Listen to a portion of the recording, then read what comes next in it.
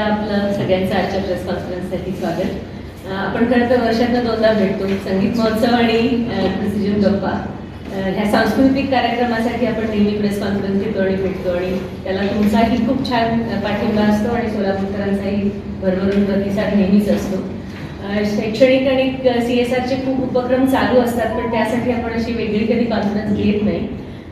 आज ही तिसरी वर्षातली आपली म्हणूया की या वर्षात संगीत महोत्सवची ऑलरेडी झाली आहे, गप्पांची येईल। एक वेगळा सांस्कृतिकच आपण एक प्रोजेक्ट करतो आहोत नवीन, आणि त्यासाठीची आज मुद्दाम प्रेस कॉन्फरन्स घेतो आहोत। प्रिसिजन वाचन अभियान असा आपण एक नवीन उपक्रम चालू करतो आहोत। तो IMA इंडियन मेडिकल असोसिएशनच्या बरोबरीने असणार आहे। IMAच्या आता प्रेसिडेंट आहेत डॉक्टर किरण सारडा। IMA मध्ये देखील खूप वाचक आहेत अतिशय चांगले, आणि त्यामुळे आम्ही त्यांना कॉन्टॅक्ट केलं होतं की आपण बरोबर करूया का हा कार्यक्रम।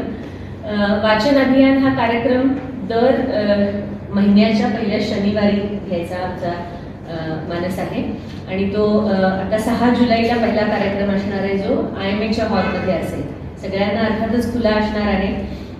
ह्याच्या मागची भूमिका अशी की शाळेतल्या मुलांना एकतर कोरोनानंतर त्यांचा सगळा अभ्यासक्रम जसा ऑनलाईन झाला, तसा पुस्तकं हातात धरून वाचण्याची त्यांची सवय कमी झाली, आणि मोबाईलच्या अतिवापरामुळे आपलीही सगळ्यांची खरं तर पुस्तकं वाचण्याची सवय कमी कमी होत चाललेली आहे। तर पुस्तक हातात घेऊन वाचण्याचा जो काही आनंद आहे ना, ती जपणारी खूप थोडी लोक आता शिल्लक आहेत। अनेक बुक क्लब्स आहेत सोलापुरात, आणि त्यांच्या वतीने हा उपक्रम चालू असतो, पण ह्या सगळ्यांना एकत्रित आणून हा काहीतरी उपक्रम घ्यायची इच्छा झाली।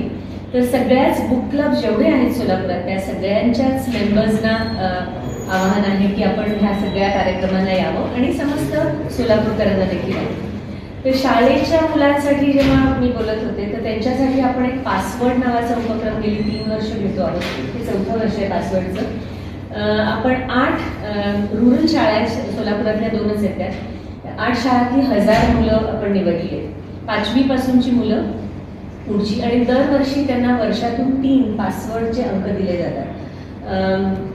पासवर्डचे युनिक फीचर्स अवधानी, आनंद अवधानी पुण्याचे, ते हा कार्यक्रम खूप ठिकाणी करतात, म्हणजे महाराष्ट्रभर अनेक ठिकाणी करतात। सोलापुरात आपण त्यांच्याबरोबर करतो आहोत, आणि ही 1000 मुलांना हे जे 3 वेळा वर्षातनं पुस्तक दिलं जातं, ते देताना देखील पासवर्ड युनिकचे लोक येतात, आणि त्यांना त्यातलं काय वाचायचं खूप इंटरेस्टिंग करून सांगतात, आणि ती मुलं ती पुस्तकं वाचून त्यातलं काय आवडलं वगैरे निबंध लिहितात, आणि त्यामुळे त्यांची वाचनाची आवड नक्की वाढती आहे हे आम्हाला जाणवतंय। 3 वर्ष करतो आहोत हा उपक्रम म्हणून।